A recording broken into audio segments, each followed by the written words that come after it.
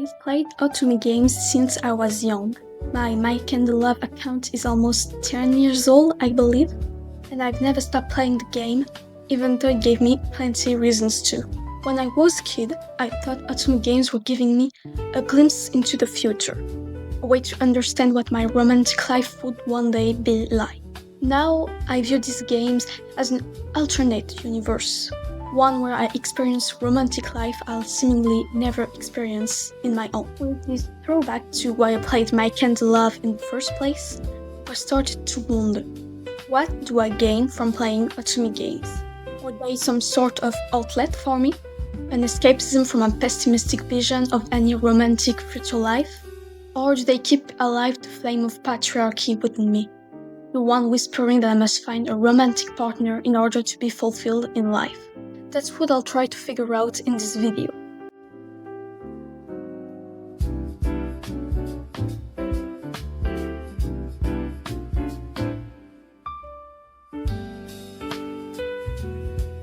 Otome games are a type of dating simulators. They are visual novels with a female protagonist and multiple, with at least one male, love interests. Of course, this is a pretty restrictive definition, and many people still include in Otome games those with male protagonists, only one love interest, or only non-male love interests. In France, Otome games have been mostly popular around the 2010s, with the undeniable and now international success of 𝗡𝗫𝗫𝗫, High School Life at the time. It wasn't the first Otome game at all, but it was one of the first French Otome games to reach this level of popularity in such a short period of time, and to be translated in so many languages. A very large proportion of Otome games made after this one have been massively inspired by it. Recurrent elements are notably the high school setting, love interest archetypes, and even some scenes such as the sleepover, the concert, or the lost school record when moving into a new high school. Of course, the main and first audience for Otome game is young girls. These games are supposed to emulate their future romantic life when they are in a realistic setting, or to fantasize what it could be when they portray a more fantastic world. But I want to go beyond that. Why do Otome games create romance scenarios? What is the goal to offer that kind of content to young girls? Are the effects on them positive or negative? Trust me, the question is harder to answer than you think it is.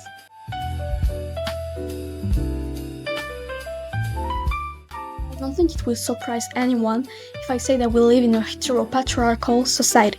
The idea of the heterosexual couple, of the romantic relationship, is at the center of our society, and especially at the center of women's life.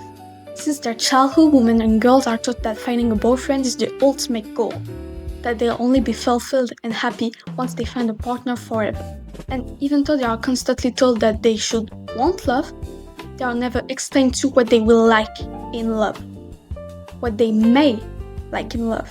Because society wants women to believe that they are a homogeneous mass, that all yearn for the same thing. That is, in reality, far from the truth. Women don't all love the same way, they don't all want to be loved in the same way, but that is something that romance medias, such as movies, TV shows, books, don't mention very much. Usually in these mediums, there is pretty much only one love interest for the main character. There are, of course, exceptions such as love triangles, but even then the protagonist only ends up with one of the men at the end, and it is rather obvious from the start which one she will end up with. Either way, in these medias, there is a love interest presented to the viewer, and they have no other choice but to accept it. He will love the main character will love him, end of story. The question quickly comes into my mind. Do I want him? Do I want to be treated the way he treats her? Do I love in the same way he does, or at least in a way that's compatible with mine and will bring me joy? Women are centered in these stories only as a role, the girlfriend. Their wants and desires, on the other hand, are never really mentioned. It's even a recurrent trope for girls to answer, when asked why they love the love interest, that they don't know, that it's just him, that he's special. And this is where a huge part of the problem resides. They don't love him as an individual, but they love him because he's a man, and that women are supposed to love men. At least, the men that show an interest in them. And that's where Otome games come in. They offer something that previous medium couldn't or wouldn't. Choice. You choose the love interest you want to date, and when you actually have the choice, you can finally take the time to wonder what you actually want. Do you prefer the sweet guy, the funny guy, the shy guy, someone that's not even a guy if the game has that option? In a romantic movie, no one will ask for your opinion on the man, on if you actually want him or not. In an Otome game, choosing the one you want is literally the whole point. Women are so centered in the idea of romance, here the actual wants are never taken into account, and girls barely take time growing up to know what they actually like in love. They just know that they will like a guy and that it will be the greatest thing in their life. Otome games, by their format itself, center the female experience in romance. You play as a girl or a woman, so her feelings are the core of the story, and by extension, the female player's feelings are the center too. Protagonist's doubts are supposed to mirror the players, their doubts, their questions, and of course, their attraction. This seems pretty obvious worded that way, but it's actually rather rare. Movies and shows feed you one picture of what love is supposed to be, while Otome games let you decide what kind of love you want. And most importantly, show you that different types of love even exist in the first place. Of course, still in a mostly monogamous and heterosexual way, but it doesn't change the fact that it was a huge step at the time Otome games were at their biggest popularity. The thing that comes with this choice gameplay is action. In traditional romantic man-woman relationships, the guy is expected to be the enterprising one, while the girl is supposed to be the passive one. Men have to take the first step to ask the woman out, to initiate most of the important things of the couple, and while women have to accept everything that the men propose just for the sake of it being motivated by love. However, and even though the men are still often portrayed as enterprising, Otome games allow women to be way more active in the relationships they build. First of all, because the literal point of the game is to choose our love interests. Therefore, gameplay-wise and story-wise, there are multiple times where girls and women are the ones choosing to spend time with the character, initiating more intimate moments, up to even confessions or first kisses. In a certain way, this challenges gender norms and teaches young girls that they have a say in their romantic relationships and how they should go.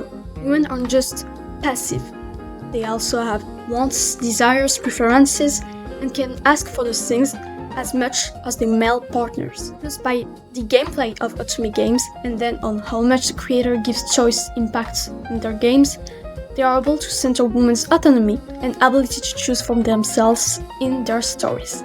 Finally, and this point is sadder than the previous ones, Otome games are less violent for women.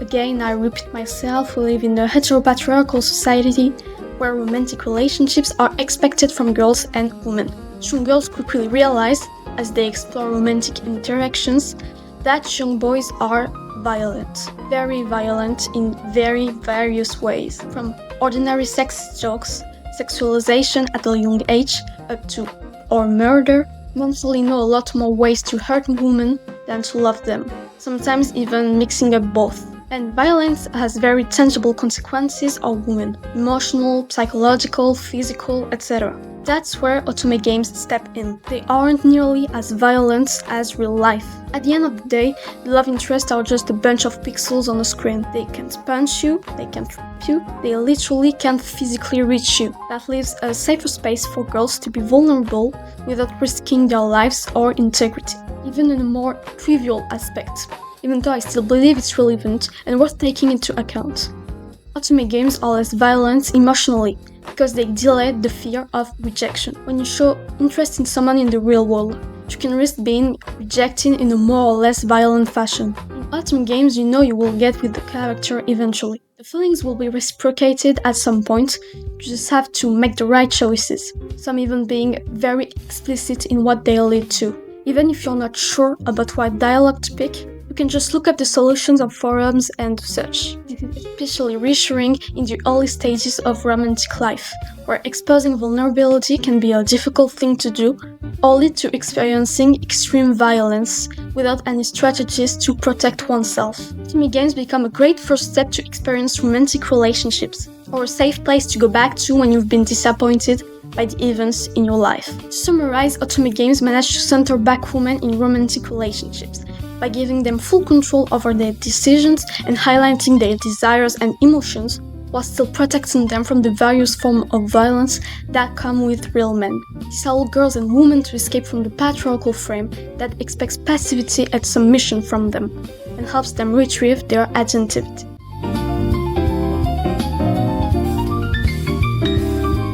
And of course, it would be too easy if that's all Otome games did. Only framing these games are feminist pieces of media that emancipate women will be absolutely wrong and dishonest. Even though Otome games are often created by women, then bought by men-owned company, I'm looking at you, Beemoov, that doesn't prevent them from being infused with sexist standards. As I mentioned earlier, they are mostly heteropatriarchal, with very few non-male dating options, if there are any, and the queer romances tend to be very caricatural. For example, when there is a woman-loving woman option, both of the female characters are often portrayed as having feelings for a girl for the first time, and it being weird and awkward, whereas this type of questions are never brought up with love stories with men. There are very few women confident in their romantic and sexual preferences, and unashamed of them in these games, even though not all characters need to be loud and proud, of course.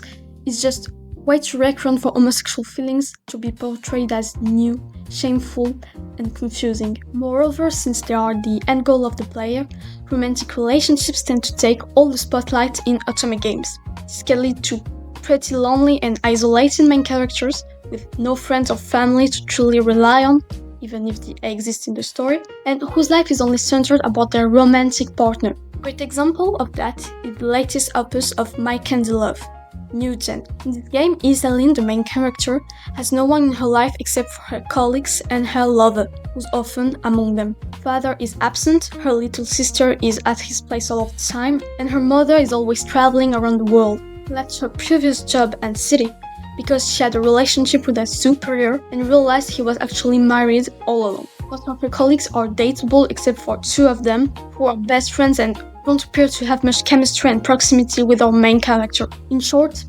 she's alone. This situation is only worsened by the fact that she can date her boss, or a man that is explicitly manipulating her and isolating her from all of her colleagues. Two relationships with a huge power imbalance. If you speak French, I vividly recommend you watch Emmanuela's Yap's TikToks on My Candy Love New Gen, especially Jason's Road, as she explains in depth what are the huge problems of this game and its toxic relationships. Basically, Otome games very much reproduce the same toxic and misogynistic tropes as any other media. They easily reinforce the idea that romantic relationships are the goal of any woman's life, that the couple is the pinnacle of fulfillment, and that all the other romantic relationships you can build value much less and can be casted aside. Plus, since they are also a creative medium used to tell stories, they can hide behind the fallacious argument that tends to annoy me. It's just fiction. This sentence is usually used to defend the existence of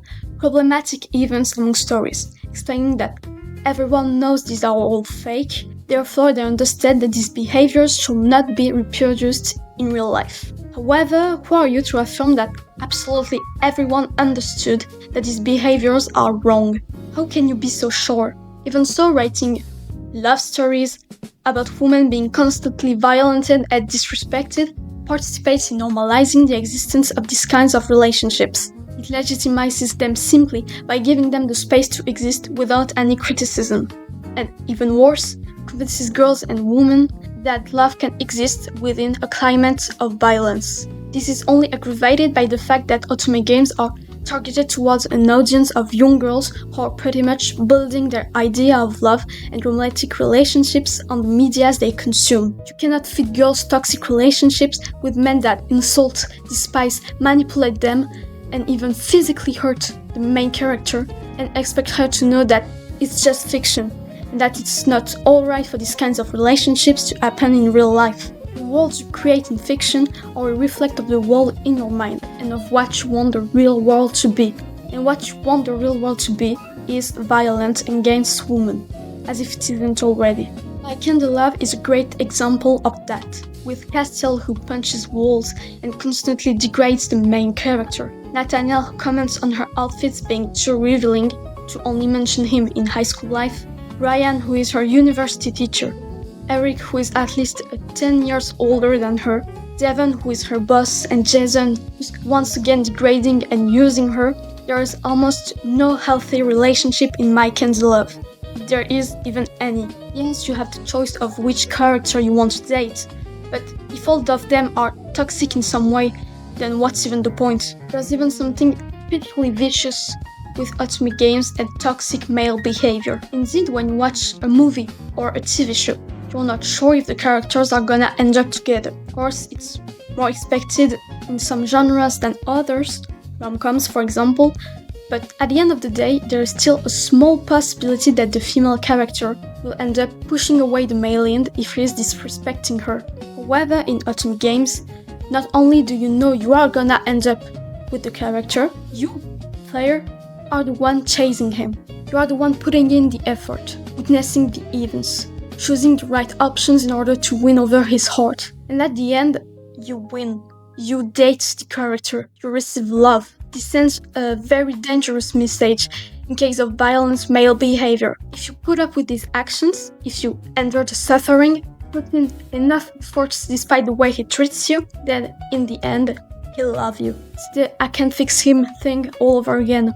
Except it's even more accentuated in Otome games by the fact that you are certain we will end up with the character, because it's the whole point of the game. I will even argue that the feeling of being trapped that many victims of abuse can feel in these relationships, the feeling that you can't leave because you have voluntarily engaged yourself in this, and that you have to go all the way, can be experienced by players themselves. I've chosen the route for this character, so even if his behavior disturbs me, I can't just leave him for another one. Maybe the game won't even allow me to. Maybe he's just acting like that for now. Maybe he'll be different once we start dating. Maybe he'll be nice then. It's the same kind of thoughts of owing something to the person even though they treat us poorly. That operates in the mind of victims of abuse and Otome games players in front of violent men, on different levels of course. In short, Otome games are far from free from patriarchy. And sometimes, the very real mechanisms that participate in centering women in these stories are the ones that directly instill into them patriarchal expectations and normalize violent behaviors at the service of the system.